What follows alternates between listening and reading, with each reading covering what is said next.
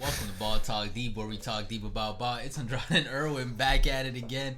Y'all know the drill. We're doing the NBA team profile series, meaning we talk the highs, the lows, and all our thoughts in between about every single NBA team. We did the bottom 5 in the East, bottom 5 in the West, and after that, every other team got their own video. Y'all can check that out on our channel, Ball Talk Deep. I mean, if you're on this video, then you're probably on the channel right there. We're in the mountaintop. So just click it. No, I'm just kidding. I'm not going to be annoying like that.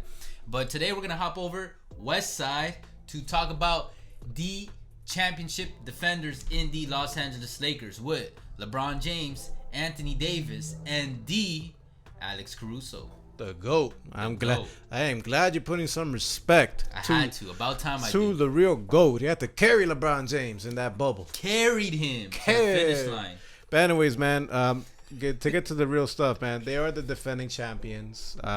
The rich just got richer with the Lakers, but what's their floor? They did, yo. But we'll get to that. But what's the floor? They're like all the billionaires in the pandemic, bro.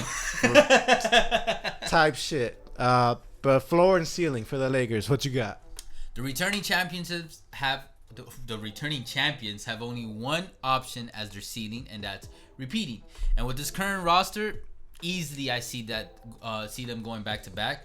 However, if all else fails, then their floor would be mid-season seeding with a Western Conference Finals exit, which is a huge loss for them because that means another year wasted for LeBron, whose clock is seriously ticking. Nobody's undefeated versus Father Time. Hell no. So with that being said, come on, it's very easy. Their ceiling is they go back to back, and the talk's gonna be for a three-peat. Floor, they get eliminated anytime before that. That's their floor. LeBron gets that three-peat, bro.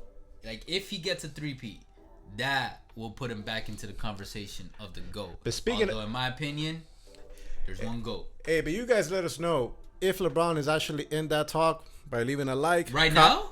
Yeah, let us know. Like, comment, leave a subscribe. Let us know, Laker Nation. Interesting to see what where our viewers stand. Are y'all real basketball fans? Are you guys just casuals? Talking that shit. For real. But hey, man, talk your shit, man. What's your thoughts about this team? Look, man, where do we begin with this Lakers team? They lost Avery Bradley, Danny Green, Dwight Howard, JaVale McGee, and Rajon Rondo. Mm-hmm. But they did add Marc Gasol, Montrezl Harrell, Wesley Matthews, and Dennis Schroeder. And usually I would feel a little iffy when a championship team loses so much of their previous players. But honestly, the additions they made are equally, if not better, than before. And that says a lot. The only one I'm a little iffy on is Rondo did provide a lot. I mean, he ended up being the third star for that championship team, let's be honest, because that final, he surprised the crowd. He was playoff Rondo. He's, unlike playoff P, there's an actual playoff Rondo. Nah, but I say more for the finals, it was KCP that actually performed really well. He performed really well. He had a couple clutch shots. But nah, to me, it was Rondo that was the third star in that. The supporting cast stepped up, and the supporting cast got even stronger. They did. Except for maybe Danny Green. But it's cool. He's in the Sixers now. Yeah, he's throwing bricks over there. With Simmons, yo. Oh, man. Damn, the king of the bricks. And Dwight Howard, yo. Jeez. Oh, man. Brick City. Brick City, yo. And, yeah, so the city of brotherly love. Not going to be a lot of love there. Yeah. I'll tell you that. But look, back to the Lakers. Frank Vogel probably has gained LeBron's trust after last year's win. And that's big for a team with LeBron. Once LeBron can get that cemented trust with their coach, it's only uphill from there. You know what I mean? We saw when he did it with Spoelstra. Once they got that chip, what they do? They went back to back, and let's not talk about that failed 3-peat. But then the Kawhi effect. Yes, and now with this year going in, Anthony Davis and the King have 1 year under their belt, so chemistry is just bound to improve. And let's be honest, it was already really good in that first year. Like, stupid good. Like, rarely good, yes. Best duo in the NBA right now. And they seem to genuinely get along with each other. So that's special. Like, on the court and off the court, these guys just mesh. Honestly, he could end up being LeBron's best teammate of all time, surpassing Wade. He hasn't yet, but just because Wade and LeBron have 2 chips and 4 finals appearances, but he does have the potential to surpass that. Now, as long as those two stay healthy, LeBron and AD, and they compete and they perform at their peak come playoff time, because fuck the regular season, we know they're going to get past that. come postseason, there's honestly no reason not to believe that this team won't repeat. Like that is, it's just like the glaring obvious. Davis will continue to improve as a player, as a leader, as a vet, especially with LeBron as his mentor and by his side. LeBron will be LeBron. Enough said. And their surrounding and rotation players just have to stay solid. And as a squad, as long as they just get their shots to fall consistently from the 3-point in the mid-range, everything else should fall into place with this team. Yeah, man. Look, the Lakers, like you pretty much hit it all across right there. The rich just got richer. They are, however, going to miss Rondo more than people are giving it credit to. Because, you know, Rondo is a calming presence besides LeBron in the locker room, especially come playoff time. Yeah, and he's like one of the highest IQ players in the entire league. And yes. LeBron's is all the other ones. It's like they had like top 2 or at least top 2 of like the top 5 in the entire league. Absolutely. But besides the who they got in the trades and Schroeder, the signings that they did with Harrell and with Gasol, they got even richer because, okay, they were able to bring back KCP. Caruso is still there. Kuzma is still there.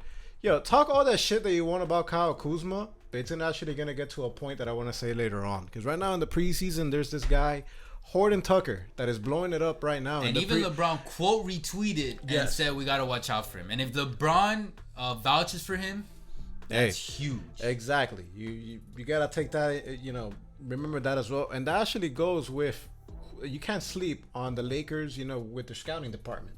Because it seems like they found another diamond in the rough with Horton Tucker. They have another diamond in the rough already in their rotation that was a two-way player, Alex Caruso. And they found another, in the past, a diamond in the rough in Kyle Kuzma. That was a late first-round pick. Mm-hmm. And mind you, Andrade, most late-round picks, second-round picks, they don't even get a single minute in the NBA, let alone be a rotational piece in a championship squad. So that says a lot about the Lakers.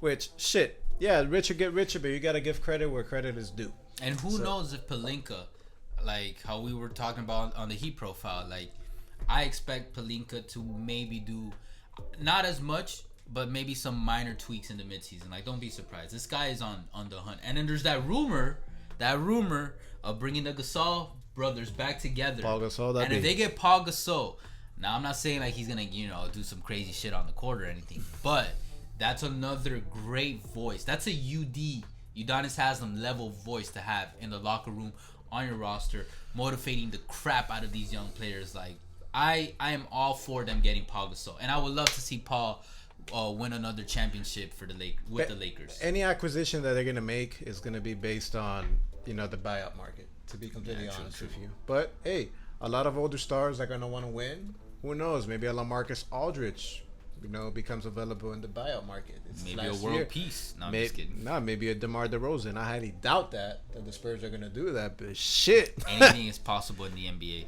All right, KG. But if that happens, then damn, Lakers are gonna get to Golden State territory type shit that nobody but them and injuries can beat them. Mm-hmm. But at the same time, like a lot of people are speaking highly about them, you never know with the season. You know, the injury bucket hit them again. Shit, don't jinx them, bro. Don't jinx them. Maybe these new pieces, they're not going to mesh that well. But what I do know for a fact is that anytime you got LeBron James in your roster, you're definitely have a shot. Definitely have a shot. At the very minimum, probably going to make it to the finals. But you cannot sleep on the West. And look, LeBron is proving, like, everybody was like, oh, he's made the finals, what was it, like 8 times before that? And it's like, oh, it's in the East, da-da-da. No. Bro, ever since he came to the West, I mean, he's only been there 2 years, but guess he won the championship in his second year. And the first year, he was injured. So, you know, facts are facts. Exactly, man. But, hey, look.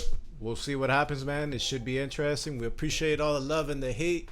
You guys already know. You can catch us on Insta, on Twitter, on TikTok, on Ball Talk Deep, where we talk deep about ball. We'll catch you guys soon. But for now, Take later. Care.